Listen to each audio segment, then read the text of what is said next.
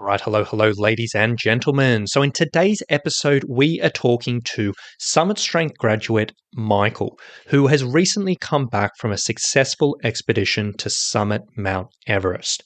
Now, in this episode, he talks about his multi year and multi climb journey towards this long term goal, where he trained, he prepared, he learned, he skilled up, and ultimately got himself to conquering this once in a lifetime dream.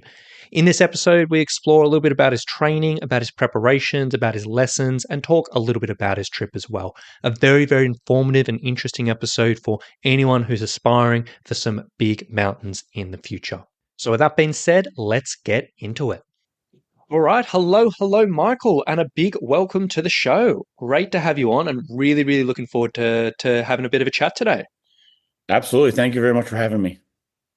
So, to kick things off, do you just want to give us a little bit of a rundown around, who you are, where you're from, what do you do, and what is your background in mountaineering?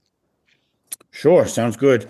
Well, my name's Michael Kirby. Like I said, I'm from Newfoundland, Canada. We're an island on the very east coast of Canada. I'm a self-employed businessman. I have my own business that I work at. And as far as my background in mountaineering is concerned, I had absolutely no background, to be honest, until late 2019 when I decided that I was going to no longer dream about Mount Everest, but I was actually going to try and climb Mount Everest. So I made the decision back then, late 2019, that, like I said, it was something I had always wanted to do, but it was only just a dream at that point. And at that point, I had zero experience. I think I might have gone hiking once or twice in my whole life up to that point. So yeah, it was quite a change once I made the decision to go down this road. Yeah, absolutely. And then when you were sitting there and going down that road, obviously we'll be diving into, the Everest expedition in quite a bit in a little bit. But talk me through that journey from 2019 till this most recent expedition. Like, what did that look like? What did you sort of do? How did that sort of play out? Sure. So when I was younger, I was always a pretty high level athlete. I was a soccer player. So at that time, fitness was never an issue for me. Weight gain certainly was never an issue. But in 2021, I blew out my knee. And after a couple of years of trying to get back into soccer, I finally just realized I had to retire. And so at that point, when without the physical activity, I tended to put on considerable amount of weight, and I had very little motivation or drive to exercise or do any real physical activity. So when it did come time in 2019 to make this decision to go into mountaineering, it was even a little bit more far-fetched because I believe I was just a touch under 300 pounds at that point, and doing no physical activity. So when I first started, I was really flying blind. I knew I had to start hiking, so I kind of picked that up a little bit.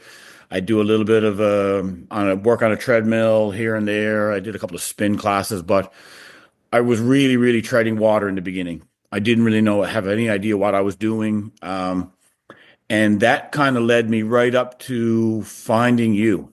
That's kind of when I kind of started to get some direction around the training is concerned. So I think I gave you a call in, was it like early 2021, I believe, when I first gave you the call. And that was when things started to take shape. I had some direction at that point. And then like say, without any real background in mountaineering, I didn't know what I needed to do. So you kind of really laid the groundwork for me. And that was where things started. Yeah, absolutely. So let's dive into that a little bit more then. So, as we sort of started working together there, like what did the sort of training look like? How was it a little bit different to what you had been doing previously? And then what were the specific milestones had you set yourself in the lead up of the of these expeditions? Absolutely. So, when I gave you the first, when I first reached out to you, I had always known that the first step in this mountaineering journey was going to have to be a learning experience. I knew I had to learn the background, it's the skills I needed in order to do these things. So, I knew that I had in my mind, it was an introduction to mountaineering course offered on Mount Rainier. And my plan was June of 2022 was to tackle that. So when I signed up with you, it was early 2021. So I had a little over a year, I guess, of training to get me ready for Rainier. And in the beginning, I remember the training looked very, very different from anything I'd done before. It was very specialized, at least in my mind, it was, especially around the strengthening of the legs and everything single leg stuff, which I noticed right away was something that you did. And it was very specialized. And I think it was very, very key for me because it helped strengthen all the muscles around my knees. So that was a big, big step in helping alleviate any knee pain because obviously I told you in the beginning with my knee problems. So and then we progressed from there. I know we slowly ramped up the hiking hours and the strength component. I believe in the beginning we might have been doing 4 days a week, if I remember correctly, leading right up until, well, obviously before we left to go to Everest, we were at 7 days a week. So it obviously progressed substantially, which I'm sure we'll get into. But yeah, that's where it all started. That's when I started on the road to Everest. And then talk me through, just in brief, like the actual expeditions that you kind of used as a jumping point from, first one up to Rainier all the way up to Everest. So what did you book yourself on? What did you sort of use? Talk me through that. Sure, absolutely. So, like I said, the first trip was Rainier, and that trip was all about learning, about getting the experience. We learned all the skills that you would think: crevasse rescue, glacier travel, et cetera, et cetera. And immediately after I got back from Rainier, I started researching. The first thing I wanted to do was find a good program to go to next. And that led me to a program that was called Three Peaks. And the Three Peaks program was offered by my guiding company, which I ended up using on the rest of my climbs, called Climbing the Seven Summits, CTSS. And the Three Peaks program, the big thing that appealed to me was it was in Nepal, it was in the Himalayas. I got to visit and trek to Everest Base Camp. I got to climb three 6,000-meter peaks, all in the Everest region. And even more importantly was I got to do the trek and spend time at Everest Base Camp with the Everest Summit team for that year. So I got to spend 2, 3 weeks with the Everest Summiters, and I think at the end they were all pretty sick of my questions, but I learned an awful lot. And that trip was incredibly successful. We climbed and summited all three peaks. And that trip really set my mind and told me that I could do it, or showed me that I could do it. And it really gave me the confidence to keep going. So after three peaks, as soon as I got back from there, I immediately registered for Manaslu, which is an 8,000-meter peak, again, back in Nepal with the same company again, CTSS. And I traveled to Manaslu in September of 2024. And that was a very big test because obviously it's an 8,000-meter peak. And that was a big qualification, I guess we'll say, for my company to say, yeah, you're good. You're good to join the Everest team the next year. So we did Manaslu in 2024. Unfortunately, it wasn't a successful summit. It didn't go well in that regard, but I did reach 7,000 meters, and my company was happy enough to let me come along to Everest the next year. So in a way, it was successful in that regard because that was the main goal, was to get on the Everest team. And then in March of 2025, I traveled to Nepal again with the same company again for Everest. So in that period of different climbs, different lead ups, different expeditions, were there any big lessons, I suppose, minus outside of obviously the technical things you've learned, but any big lessons where you're like, you know what, I tried this worked really well for me. I tried this, maybe it didn't work so well for me. This needs to be tweaked. Like, given a summary for those years, what springs to mind? There was an awful lot of lessons learned, so many, to be honest. Again, I go back to the fact that I had no experience whatsoever in this regard whatsoever in mountaineering leading up to this. I knew how to train to get in soccer shape, fitness, but I didn't have any idea. So it was all a learning experience for me. Big things I learned was the hiking. I knew how many hours I could do, and the ramp up for the weight on the back during the hiking was something I really learned over time and honed in. And I was really able to figure out the rest I needed because we were halfway through this. We were training 5, 6 days a week, and I was also adding in a few little extra things here and there on my own. So I could sit down on a Monday and I knew how to map out the week after a while because I'd look at the schedule that you would give me, the workouts I need to do that week, and I was really able to map it out properly and give myself the proper amount of rest. And again, also another big learning factor was just nutrition. One of the big things that again, on top of all this training, where the fact was I was starting at such a high weight and I knew I needed to lose weight. So I also had to do all of this training within a calorie deficit as well. So that was another whole big component to this as well. But once I learned the strength side of things as well, how important that was, once I got the strength in my knees and then it took away any pain on downward hiking and stuff, that was a really big step along the way as well.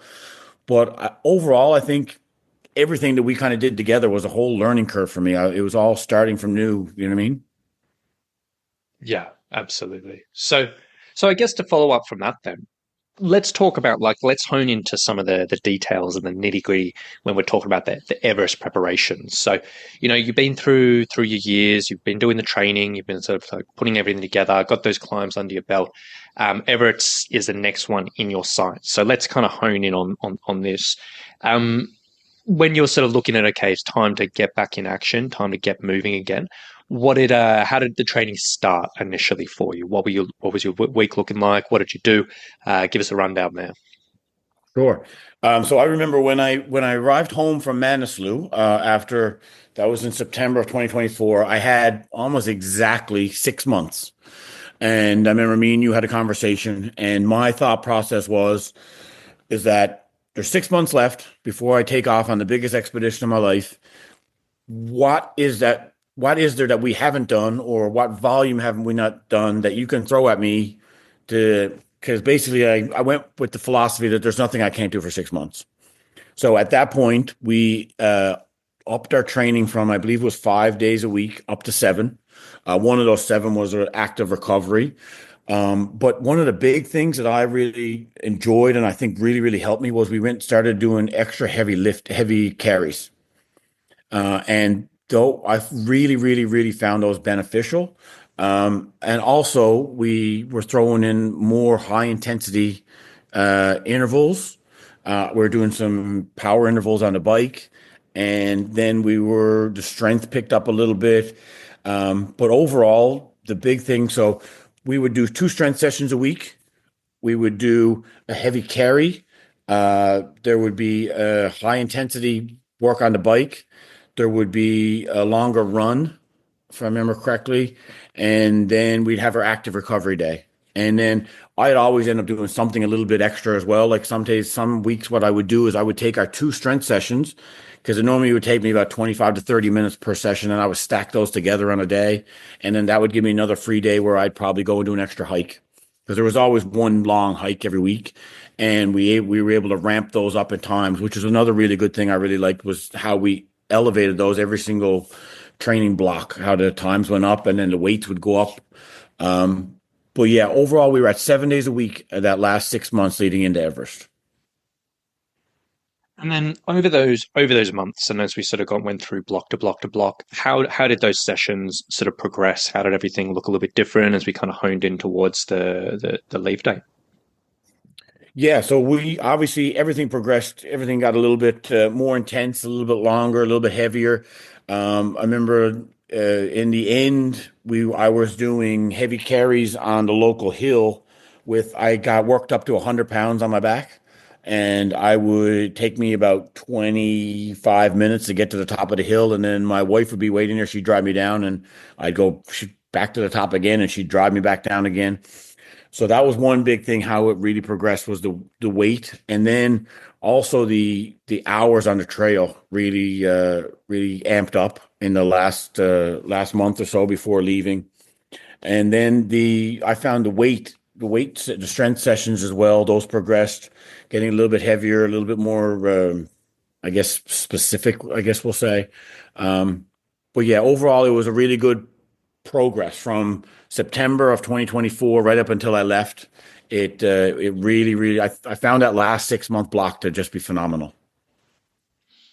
I love that you had the support there for those heavy hill climbs because Mm, it's always one of those limiting factors with those sessions that like, all right, I'm at the top of the hill now. I've got all this weight. I've either got to dump it and get back down, or I've got to sort of just take my time getting down. But exactly. if you had the supportive partner to kind of bring you back down to the bottom, that's perfect. I love that. That's right. I was originally doing it with the water, and I get to the top and empty it out, and then I get to the bottom again and put new jugs back into my backpack. But it was taking so long, and I had so much water in my vehicle. It got a bit cumbersome after a while. But so it was. I was very, very lucky to have the support of my wife to help me with that for sure.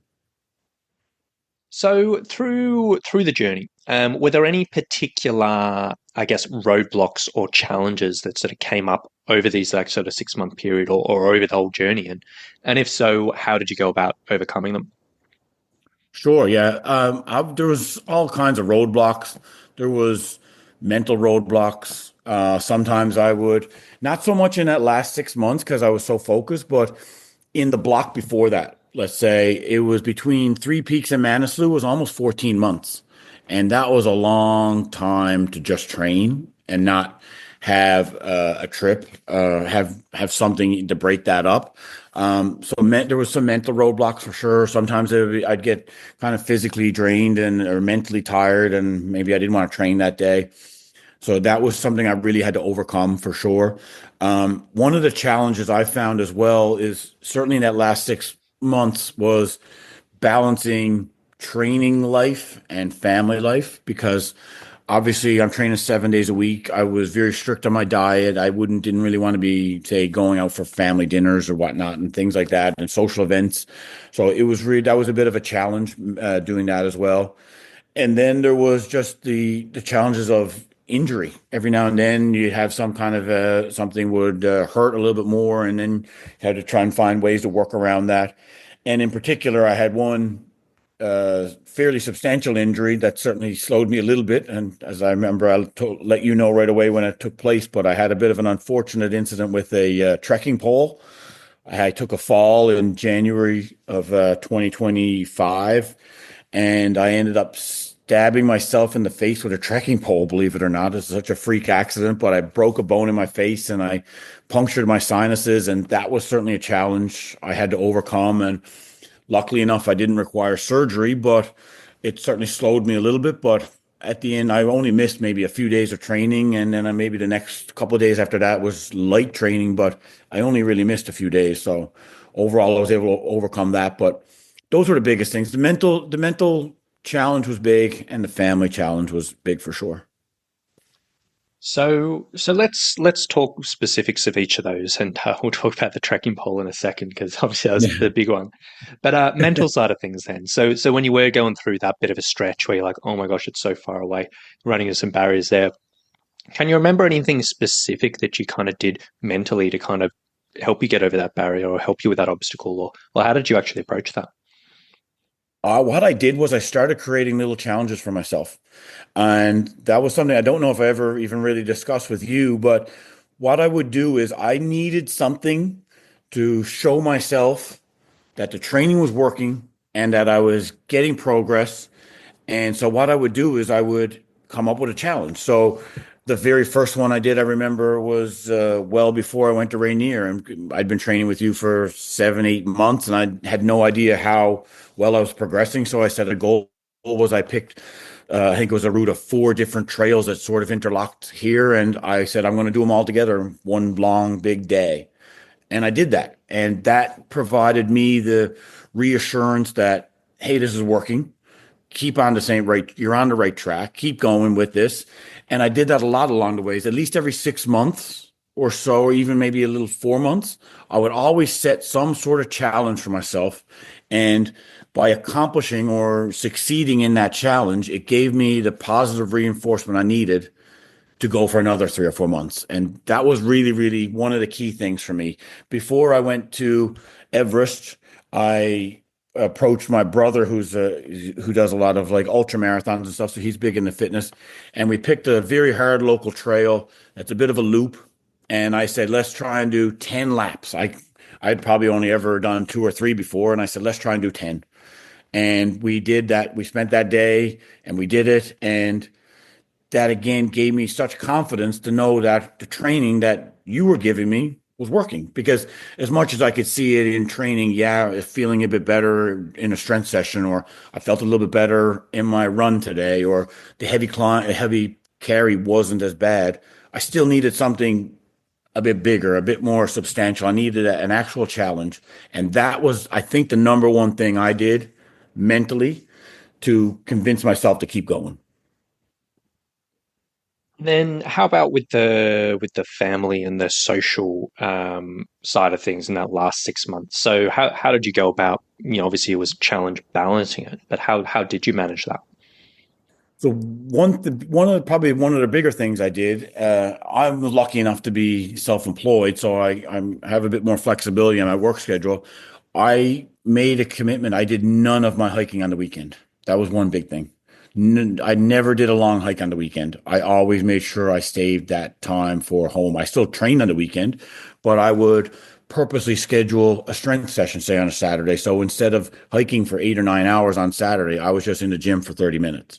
So that was a real big key component. I was lucky enough to be able to schedule all those long hikes for midweek while my daughter was in school and my wife was doing work. And then I found ways to make sure that I would do, for example, we would do a family dinner out. I would try and schedule it for midweek, and on the day I did a hike.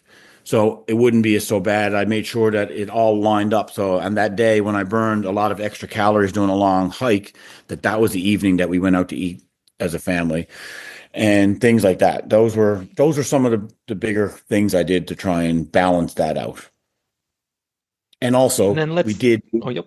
sorry, we did do some family vacations in that time. We did still travel a bit, and during those times, I didn't train. Or maybe if we did travel, I would spend 1 hour in a day in the hotel gym. But I made sure that we still did those things. And then let's talk about the trekking pole incident, because obviously that was, as you said, a bit of a freak accident there. And I'll tell you what, on my side of things, I was a little bit worried when you told me that. It's like, oh my gosh, that sounds scary. So how did you like? Obviously, when something like this happens, we can kind of go into freak out mode. We're like, oh my gosh, 4 years worth of work, is this the end? Like, is this going to kind of stop me? Like, while you're in those initial days of just getting everything figured out, like, how did you manage that and manage that sort of, I guess, stress or mindset or anxiety or whatever was going through your head? Absolutely. So it was an incredible freak accident. And the way it all kind of played out was, well, obviously it happened on a trail. And the instant that it took place, when I fell, my trekking pole was sticking up out of my pack, which was laid on the trail at the time because I was just starting at the trailhead. And I slipped and I fell and I had to physically pull the trekking pole out because it was stuck in my face. Immediately, my first thought was, oh my gosh, I can't go to Everest. Like it was instant. It was the first thing that went through my head. I was instantly overcome with anxiety that Everest was over. It could not happen. And then, as I was laying on a trail, I was trying to stop the blood that was pouring out of my face. I sat up, and first thing I remember thinking was, my legs are okay. So that's a big step forward. That's a good thing. And then, by the roughly 12 hours later, when I finally spoke to a doctor, I spent a lot of time in the emergency room and getting stitched up. And at that point, they then discovered that the bone in my face was broken, and the puncture in the sinuses was what also caused me a lot of anxiety because at that point, I had no idea how it was going to impact my cardio, my running, my hiking. Was I going to be able to breathe properly? And the last thing I need is go to Everest and have breathing issues. It's hard enough to breathe as it is. So that all happened. I believe it was on a Friday, and I had an appointment to see a plastic surgeon and a specialist the following Tuesday.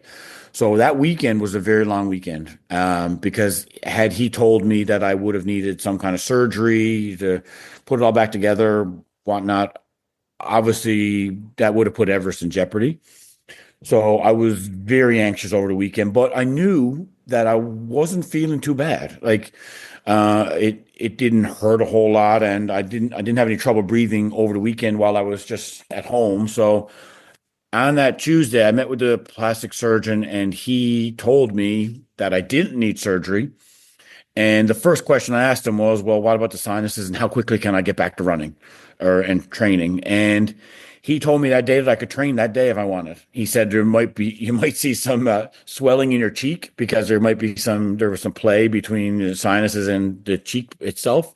So he said you might see it blow up a bit, but he said you can't do any more damage than what you've already done. So go for it. So I believe that day I was on the treadmill. It was very light, but I immediately did something that day. And as soon as I knew that very first workout, it was probably just a super flat 15 minutes on a treadmill. I knew then that I wasn't going to let this get in my way. I was going to be able to overcome it. Yeah, how good, how good. Well, I'm so glad that it ended up working out the way that it did. So yes, scary times there. It So, was. uh, So obviously we talked about a little bit about, okay, through your training, you were sort of doing plenty of pack carries, building up that hiking, you were doing your strength, you had a bit of active recovery, we were doing some higher intensity stuff, and we sort of built that up over time. So outside of that more, I guess, standard training or foundational training or however you want to phrase it, what other types of things did you kind of incorporate, during this period that are or hone in on to help give you an edge?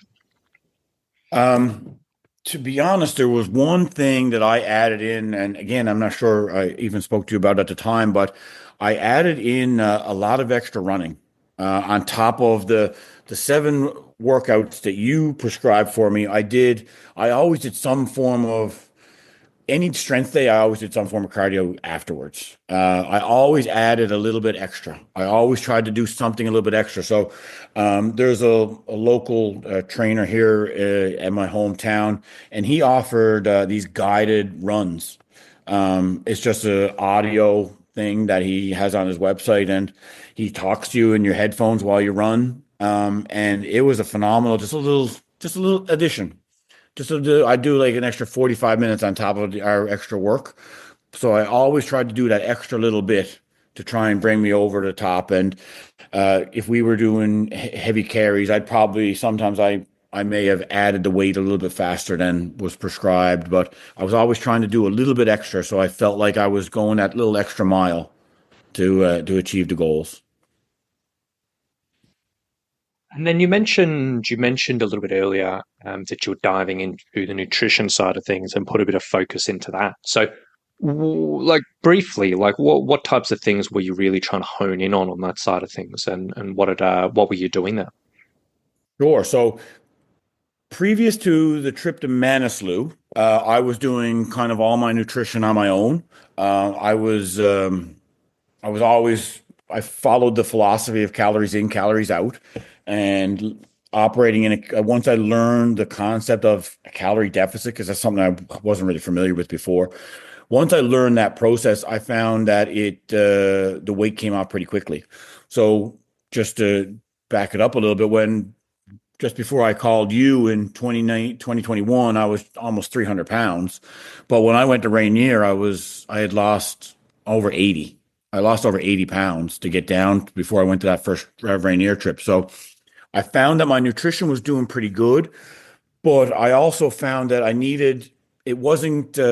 wasn't fueling properly. I was doing great for the calorie deficit and the fat loss, but I wasn't fueling properly for the training for when we stepped it up. And I wasn't fueling properly for the expeditions. So that's when I reached out to you, and you put me in touch with Kyle from Valley to Peak Nutrition, and I engaged him as soon as I got home from Manaslu. So I noticed when I was on Manaslu that there were some times when I would leave in the morning from the tent and I didn't feel fueled properly. I didn't have a proper plan. So me and him sat down and we spent 6 months working together, and we developed a comprehensive plan for food on the mountain on Everest.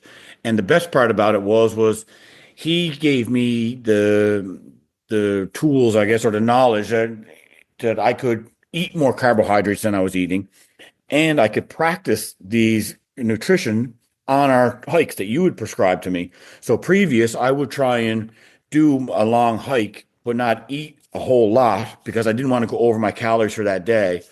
But then Kyle completely switched my thinking on that whole thing, and then I was able to practice all of these techniques with the gels and these specific muffins that he gave to me recipes for, and it really, really helped. That last 6 months, when me and you really ramped up our training, having him on the side there as well and helping me with the energy and the fueling, it really made a huge difference. It was such a huge help. And then when I got on Everest, it was even bigger help because I didn't run into the same problems on Everest that I did run into on Manaslu.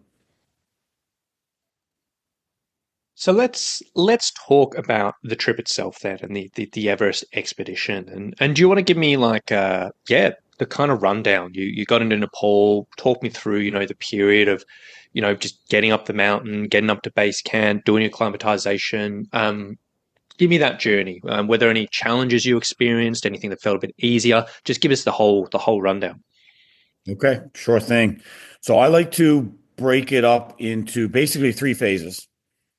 Phase number one was the arrival in Kathmandu and the trek to base camp, and then the initial prep because we did a fair bit of training, my guide and I, at base camp before we ever ventured up the mountain. So that first phase was phenomenal. It went so much even better than I could have hoped. So for the trek portion, my wife and daughter came with me, which was fantastic. So my daughter, she was 8 years old at the time, she did the full trek from Lukla right to Everest Base Camp, and she never once slowed down. She was way out in front of us the whole time. She just loved it. She killed it. She did so good, and my wife as well. She trained for it, and she did so good. She made it there, and it was a whole family adventure. And that trek, we went a bit slower because my wife and daughter were with us, and we had our own little private group, just the three of us and our guide, and we went a bit slower. And I think that really helped me as well, because at no point did I ever find a trek either a bit strenuous or I'd never overexerted myself. And the going a little bit slower, I think, really helped solidify my initial acclimatization. So that first phase was just fantastic. And then, as well as part of that, once at base camp, my guide and we did multiple treks up to Pamori High Camp, which is a local peak right behind Everest Base Camp. And it's a very popular route for people to hike up for acclimatization. And I remember the first time I did that, we were in as part of another big group, and I kind of was looking around and wondering how am I going to fare next to all these other people that are about to head to Everest. And I remember trekking up to Pamori High Camp, and it was easy. I didn't find it that hard. I felt fantastic. And then we started to do some training in the icefall. I remember the first day we went about a quarter of the way up, and I was absolutely terrified because you hear so many things and so many stories about how technical and how difficult the Khumbu icefall is. And I remember coming back from that training session, and I immediately texted my wife and I said, I crushed it. I felt fantastic. So I really think our training and the way we tapered and everything, that first 3 weeks, I felt fantastic. Then my wife and daughter left and they flew back home. And that was when we started our rotations up and down the mountain. So based on the way the weather played out, we got delayed a little bit at base camp. And so instead of our original plan of doing two shorter rotations, we ended up doing one long rotation. So we made our way from base camp to camp one, and we spent a night. The next day, we went up as far as camp two and had lunch and came back to camp one for another night. And then we made a formal move to camp two. and we stayed there for roughly, I believe it was 6 nights.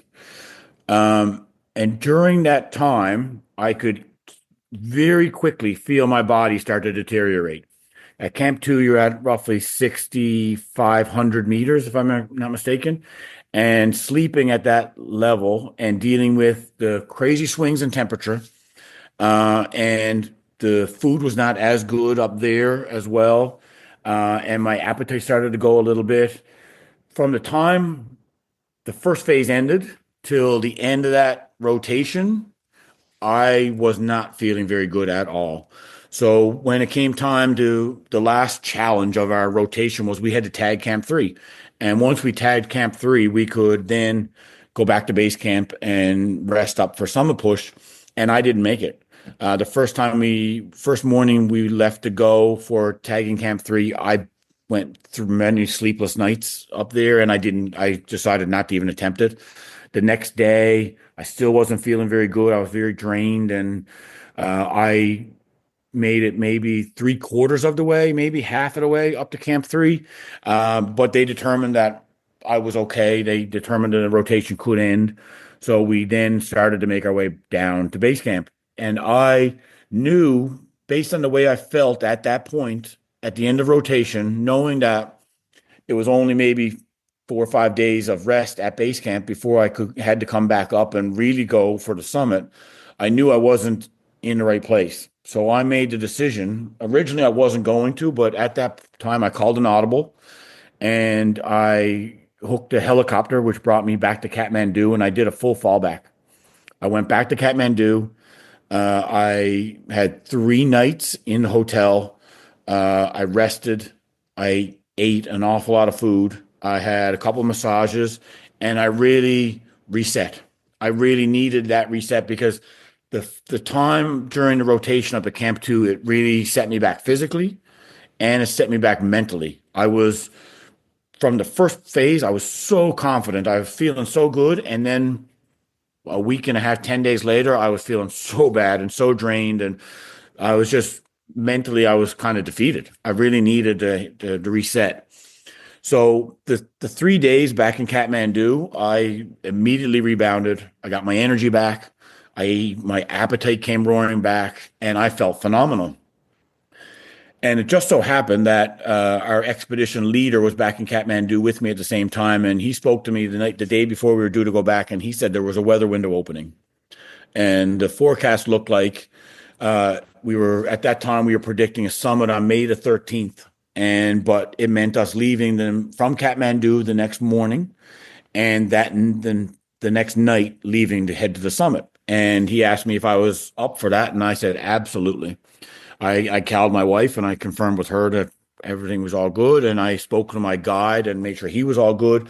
But I was feeling so good after the fallback and the 3 days in Kathmandu. I knew I wanted to kind of piggyback off of that. I wanted to push while I was feeling good. I didn't want to go back to base camp and sit around for a couple more days and then potentially start to fall back or deteriorate again. So that's what I did. The next morning we left Kathmandu. And that afternoon, we were in base camp and we started packing. And that night, we left and headed to the summit. So that night, we left base camp. We made it to Camp 1 in, I think it was 5.5 hours, which was almost an hour faster than the last time I did it. So obviously, my body had responded and I was climbing well.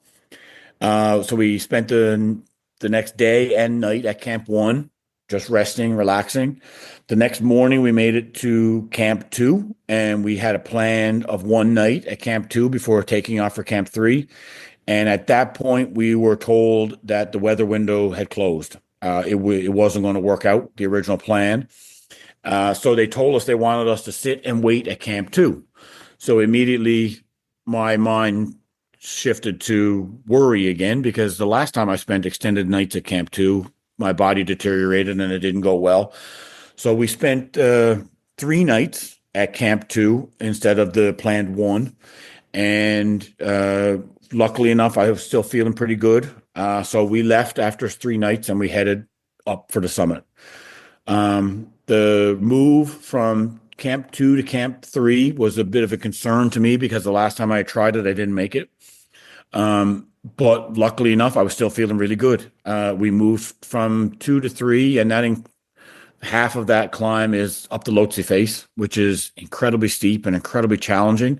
And I felt really good when I arrived at Camp 3. I was pretty much right in line with the suggested amount of time it was supposed to take, and that went very, very well. I was very happy with my performance. So we spent that night at Camp 3.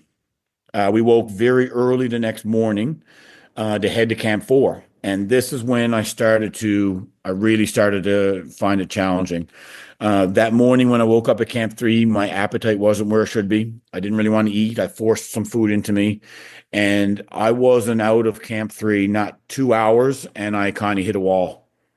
I had a bit of a mental breakdown. I was very emotional. And I said to my guide, I think this is it. I think this is as high as I'm going to go.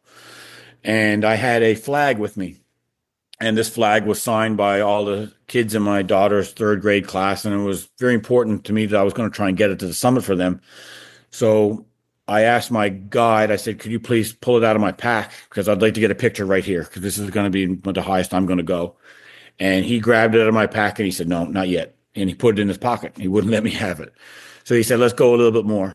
So I went a little bit more, and then we went a little bit more, and eventually I said, okay, well, I'm gonna keep pushing. I'm gonna keep pushing. So the plan was, once we left Camp 3, the plan was to arrive at Camp 4 by 10 a.m. And then that was supposed to give us around 9 to 10 hours where we could rest and relax before going up to the summit. I didn't arrive at Camp 4 till 2:30 in the afternoon. That's how slow it went. I really, really struggled, but I made it. So I was arrived at Camp 4, and I was in my tent. And like I said, I was 5.5 hours behind schedule. So I was kind of defeated at that point. I felt that I didn't have enough time to recover, because I knew obviously the hardest part was ahead of me. So I rested and relaxed. I was able to eat. I had a couple of liters of water. And around 7:30 p.m. was the time came, and the guide said, okay, we're going to take off. So my plan at that point was, I'm going to leave Camp 4. I'm going to go up a couple of hours, and I'm going to take a few pictures, and I'm going to turn around and I'm going to come back. I didn't think there was any way I was ever going to make it to the summit, just because I was so tired and I was so exhausted. But I left. So we left Camp 4 and headed up to the summit. It was 7:30 p.m. and it was obviously pitch black. It was super cold. It was very, very windy. Conditions were right on the line of whether or not we should go or not. And I started up. And the mental gymnastics I had to play with myself that night to keep myself going was just, I don't know if I'd ever be able to fully explain to anybody how I did it, and how I keep saying that I was able to make sure that my mind didn't get in the way of my body. And every time the negative would creep in, I was able to switch it to the positive and to keep moving. And then something happened. We were maybe halfway up to the balcony, so a quarter of the way into the climb. And the balcony is the first real landmark on your route to the summit. It's the first place where you can actually sit down and rest, really. And we were in a bit of a line. It wasn't a big traffic by any means, not at all. We were very lucky in that regard, but there was a line of people in front of me. And I noticed that these people, they weren't pulling away. They weren't gaining on me. I was just staying right in line with them. And I was like, well, they're going at this pace and I'm going at this pace, and I can still go. And if they're going to summit, well, why can't I? So I made it as far as the balcony, which I didn't think I'd ever do. And at that point, we sat and relaxed. We had some water, some snacks. We changed our oxygen. And one of our guides, he basically said, he's like, well, you're halfway there. And at that point, I knew I was going to be able to do it. I was like, okay, I can do it from here. So then we headed up from the balcony towards the South Summit. And I just I just kept keeping going over and over in my mind. There was certain songs I was singing. There was lots of people I was thinking about. There were stories I was telling myself. Every few minutes, I had to kind of change my tactic in my head to keep it positive and not negative. And then the sun started to come up, and I could kind of glimpse, I kind of could tell by the contours that we were about to get to the South Summit. And I knew if we got to the South Summit, there was no stopping me then. And I also, during this whole time, I knew there was never a time when I was like questioning whether or not I was safe. As exhausted as I was always mentally clear. I could always think straight. I knew I was not pushing beyond my limits. I knew I was still in the safe zone. So that's why I was able to keep going. But once I came up over the crest of the South Summit and I could look across and see the Hillary Step and I could see the true summit, I was just I was just buzzing at that point. So then we stopped at the South Summit and we did another oxygen bottle change. And then we took off, headed out across the Cornish Traverse, which I've watched 8,000 YouTube videos and I've looked at 1,000 photos and I've read every book about. And when I got there, it looked totally different than I ever had imagined it would look. And it was so much more sketchier than I thought it was because it was so exposed on either side. But I was so mentally focused that again, I never felt in danger. I was focused on every time I clipped the carabiner to the line. And so finally we made it through that section and we made it up to the top of the Hillary Step. And from there, it's a pretty gentle, climb to the summit. And once I finally made it to the very top, I was just so elated. I was so happy. But also I only gave myself a few minutes. And then at that point, I knew I had to switch. I knew I had to flick the switch. And because going up is optional, but coming down is mandatory, as Ed Viesters like to say. So it was short lived, but it was well worth it. And one just so happened that I end up summiting on May the 15th, which is my daughter's birthday. And I had a little Garmin InReach, which allowed me to send 30-second voice notes back home through the satellite. And I was able to sit on top of the summit of Mount Everest and I sang happy birthday and I sent that back to my daughter. And that's something I don't think her or I will ever forget. Yeah, that is unreal, mate. Oh my gosh. Like went through it all. That's it's just yeah, incredible to hear. Absolutely incredible to hear. So I guess coming out the other end, like once you did get down, what did you do to celebrate, or if you were knackered, what did you do to relax, or what were the next things you did once you actually got off the mountain? Yeah. So, well, just even before that part, like I always anticipated that the descent was obviously going to be difficult, but I didn't anticipate it to be that hard, that hard. So I left Camp 4 and headed for the summit at 7:30 p.m. and I arrived at 6:15 in the morning. And it took me another 14 hours roughly to get back down to Camp 2, at which point I was able to sleep for a couple of hours. And then once we left Camp 2, then we still had to tackle the ice fall again to get back down to base camp. So while I was en route from Camp 2 to base camp, my guide was in communication with base camp, and they arranged for a helicopter that afternoon. So when I landed at base camp, I was able to eat. I had a little quick celebration with the staff, and an hour later, I was on a helicopter back to Kathmandu. And just so happened that while I was on the helicopter, my wife was back home and she was on the computer scrambling to change my commercial flight.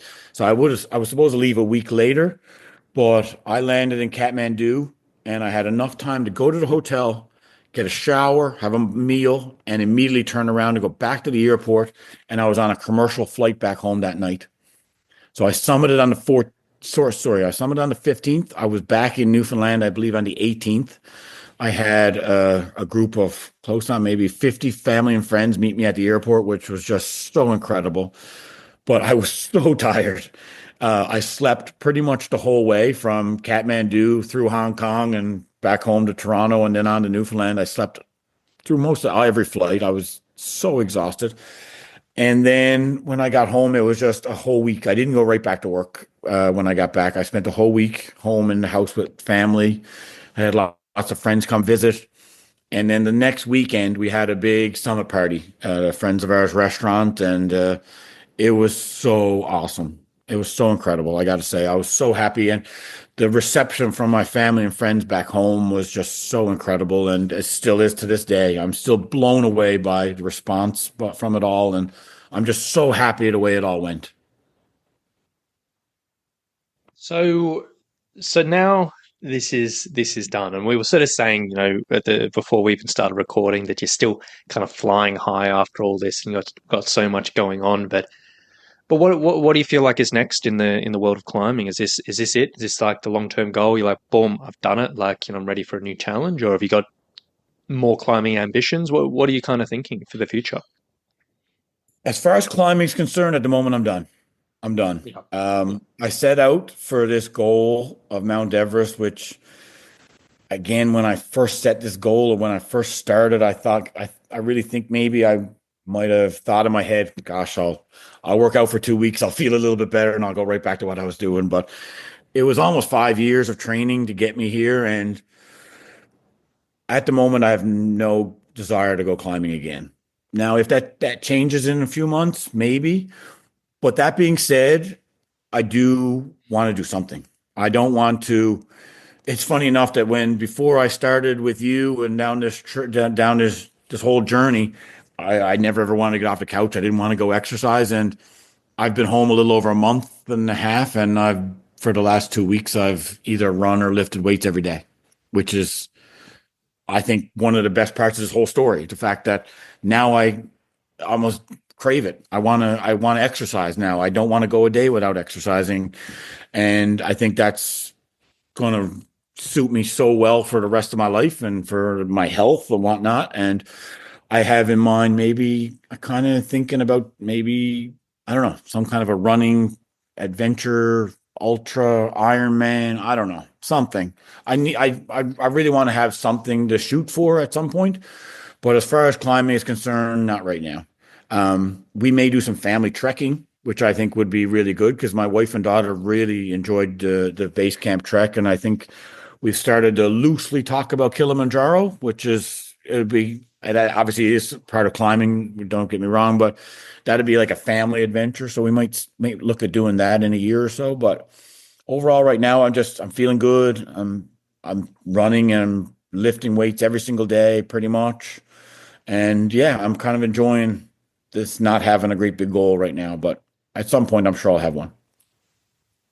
Yeah, no, that absolutely makes sense after such a journey, and yeah, it'll be interesting to kind of see what you land on for the future, whatever may come across your way or whatever. So I guess it's been so good kind of diving into this and exploring this because I know a lot of people like who are going to be listening to this episode will be in a very similar situation to you, whether they're eyeing off a massive thing and they're at the very, very start of their journey, or whether they're a year or two in and they've still got a few climbs or a climb or two to go before, the big adventure. So I guess if anyone was in a similar position where they were considering, tackling Everest in a 5, 4, 3 year plan or whatever it may be, or another climb like this, like any sort of overarching words of advice you'd have for them?